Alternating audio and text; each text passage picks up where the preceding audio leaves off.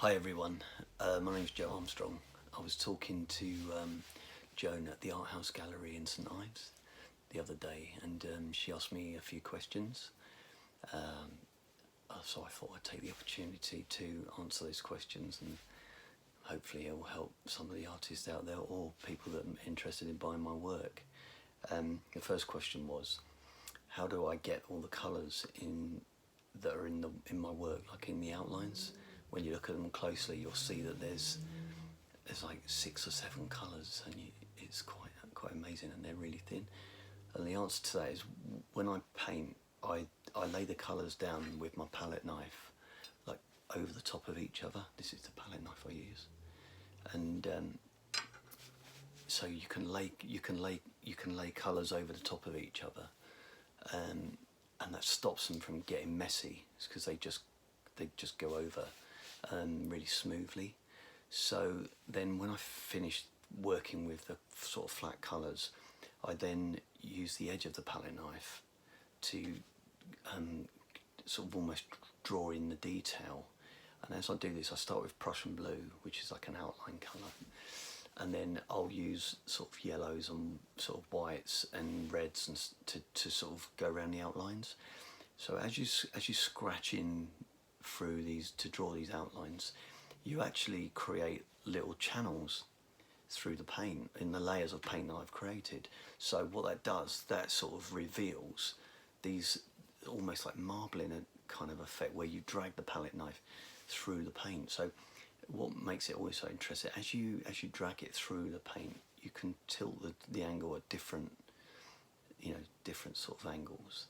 And then what that does, it makes the edge of the paint sort of either flat or higher, and obviously giving these lines of colour different thickness. It varies the thickness, so it makes it look really interesting.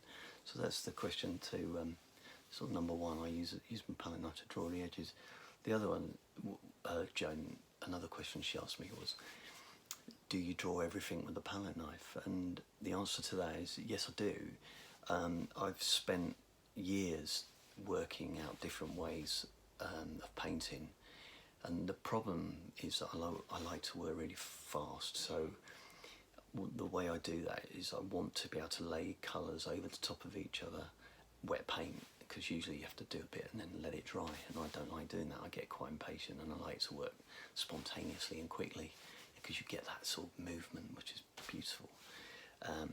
So what I've developed, I tried using brushes, but when you sort of try to lay colours over with brushes, the paint gets muddy as you play around with it. So obviously I don't want that to happen. I want to keep the colours really clean.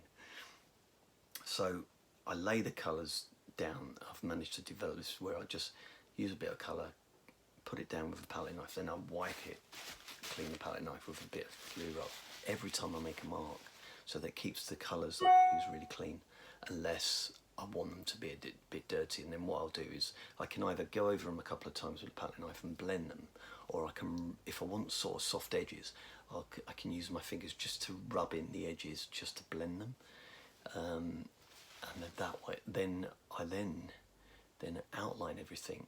Like not in great detail, but I do it really quickly with the edge, with the sharp edge of the palette knife. I go around and sort of edge everything. So I'm actually drawing with paint, which is lovely. So I don't do any drawing on the canvas beforehand. I just do it straight on the canvas. Third question, Jo was saying she seems to think that my work is rare and unique, and she was asking me what I think makes my work like this. And I had a good think about this question, and obviously it's quite difficult to explain, but my feeling is that over the years I've tried, as I say, I've tried different techniques, but the one biggest thing that makes my work like it is that when I'm painting any subject, it doesn't matter what it is, I ignore the colours of that subject. All I'm interested in is that they're a reference mark for the picture that I'm trying to create.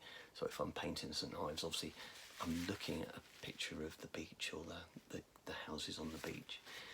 But in my head, I'm thinking about colours that I would like to use.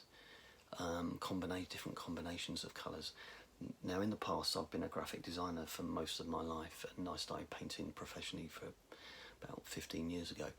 But I got used to thinking about colours and then what colours will work with these. So I'm not interested in grass is green, sky is blue. I'm interested in what colour do I want to use today. So if I decide to myself, oh, right, I'm going to paint a pink sky today, that will be the first thing I'd put down, put the pink sky down, and then I'd think to myself, what colours are going to work with that colour? Not what am I painting, just what is going to make this an interesting painting. Sometimes it works and sometimes it doesn't, but I have developed a palette, you know, in my head.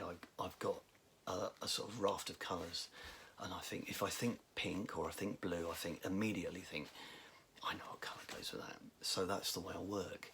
And I think this, combined with me using the palette knife to draw with the paint straight onto the canvas, is what makes my work unique and unlike anybody else's. I think a lot of people either try to draw too realistically, or they're trying to be like somebody else because they see that success. And what I'm actually trying to do is just get out what's in my head in terms of colour onto the canvas. So I think that's what makes my work really unique. I hope that helps, and thank you all for enjoying my work. I'll speak to you soon.